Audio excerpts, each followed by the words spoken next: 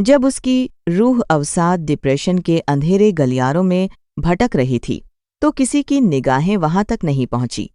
जब रातों की नीरवता में उसकी आंखें छत की दरारों को गिनते हुए भोर का इंतजार करती थीं, तो किसी ने उन सूनी आंखों का दुख नहीं पड़ा। काम से किनारा किया तो दुनिया ने उसे आलसी का तमगा दे दिया और निवाले को हाथ न लगाने पर लोगों ने इसे उसका नाटक करार दिया।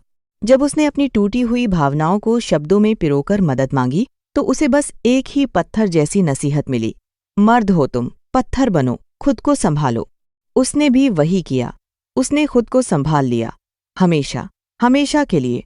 उस आखिरी फैसले में उसने दुनिया का बोझ तो उतार दिया, पर पीछे एक ऐसा सन्नाटा छोड़ गया जो अब कभी नहीं भरेगा। उसके जाते ही यादों का सैलाब उमड़ आया। लोगों की जुबां पर उसके अच्छे इंसान होने के किस्से तैरने लगे। मोमबत्तियां जलाई गईं, श्रद्धांजलि के शब्द लिखे गए। लेकिन अफसोस, 2 दिन की उस दिखावटी संवेदना के बाद सब कुछ फिर से पहले जैसा हो गया। यह कड़वी सच्चाई है उस पति की जो समाज के बनाए मजबूत पुरुष के ढांचे में घुट-घुट कर मरता रहा और जिसे अंत तक अपनों की ही हमदर्दी नसीब न हुई।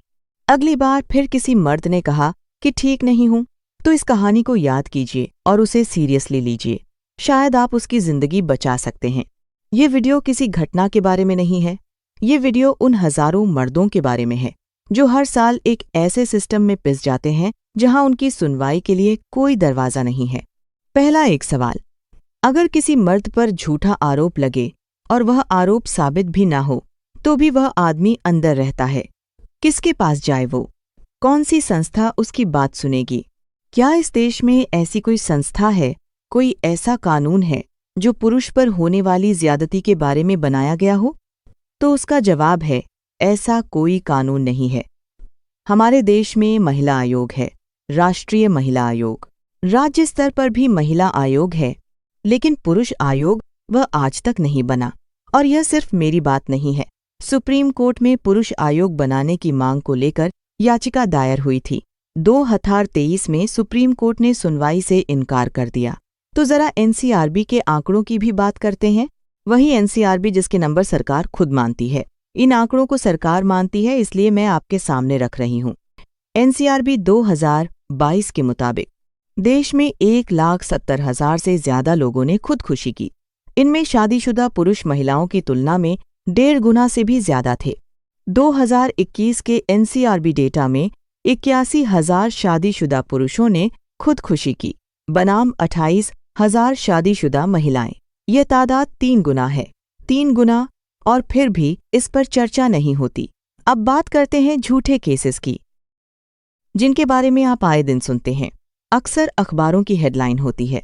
Haryana state crime record bureau की 2023 की रिपोर्ट के मुताबिक हरियाणा में पुलिस के सामने जितने रेप के मामले निपटाए गए, उनमें से 45.3% झूठे थे, यानी 45% से भी ज्यादा। यानी हर 100 में से 45 केस में आरोप ही गलत था। यह आंकड़ा कितना बड़ा है? 45 केस में। और एनसीआरबी 2023 की राष्ट्रीय रिपोर्ट में हरियाणा महिलाओं के खिलाफ झूठे मामलों में पूरे देश में नंबर 1 पर था। अब कुछ डॉक्यूमेंटेड उदाहरण आपको दूंगी। गुरुग्राम में 2021 में एक महिला ने 7 अलग अलग पुरुषों पर रेप के केस किए। 7 पर पुलिस जांच में सभी आरोप झूठे निकले। मीडिया रिपोर्ट्स के मुताबिक पुलिस ने उस महिला को झूठा पाया। गुरुग्राम पुलिस ने 2024 में एक ऐसे गिरोह का पर्दाफाश किया जो पुरुषों से पैसे ऐंठने के लिए झूठे यौन शोषण के केस तैयार करता था। इसमें एक वकील तक शामिल था।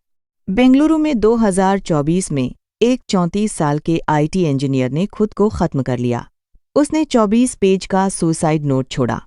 आरोप लगाया कि पत्नी और ससुराल वालों ने 9 झूठे मुकदमे तैयार किए थे। यह आरोप था जिसकी जांच अभी चल रही है। इंदौर में एक 28 साल के युवक ने जान दे दी।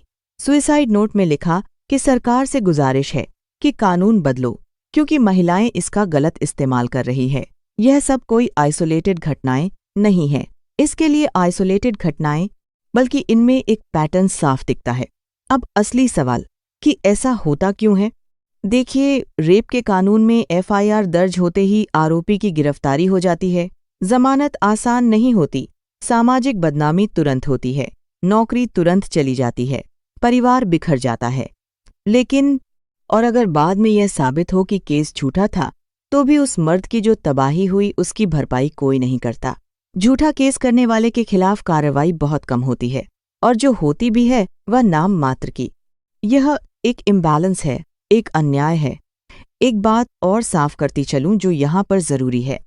मैं ये नहीं कह रही कि असली रेप नहीं होते हैं, बिल्कुल होते हैं, और उसके लिए सख्त कानून होना ही चाहिए, और हमारे देश में है भी। लेकिन जब कानून का इस्तेमाल बदला लेने के लिए, ब्लैकमेल करने के लिए, तलाक में बाजी मारने के लिए होने लगे, तो ये उन असली पीड़ितों के साथ भी अन्याय है जिन्हें सच में न्याय चाहिए। इस देश की संसद से मेरा सीधा सवाल है, जब एनसीआरबी के आंकड़े खुद बता रहे हैं कि झूठे केस बढ़ रहे हैं, शादीशुदा पुरुष बड़े पैमाने पर टूट रहे हैं, और पुरुषों के पास कहीं जाने का कोई मंच नहीं है, कहाँ जाकर वो शिकायत करें? कोई कानून नहीं है तो देश में पुरुष आयोग कब बनेगा? कानून में यह प्रावधान कब होगा कि झूठे केस करने पर कड़ी और तत्काल सजा हो?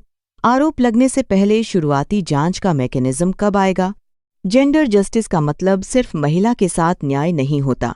जेंडर जस्टिस का मतलब है हर इंसान को न्याय, और इंसान में पुरुष भी आते हैं। पुरुष भी इंसान होते हैं, मर्द भी इंसान हैं, और इंसान की तकलीफ का कोई जेंडर नहीं होता। अगर यह बात आपको जरूरी लगती है तो इस वीडियो को शेयर करें, उन लोगों तक पहुंचाएं जो सच सुनने की हिम्मत रखते हैं। B0 के लिए है। तो मिलते हैं अगले वीडियो में, तब तक के लिए अलविदा। आप देख रहे हैं सोशल डेमोक्रेटिक न्यू SD24।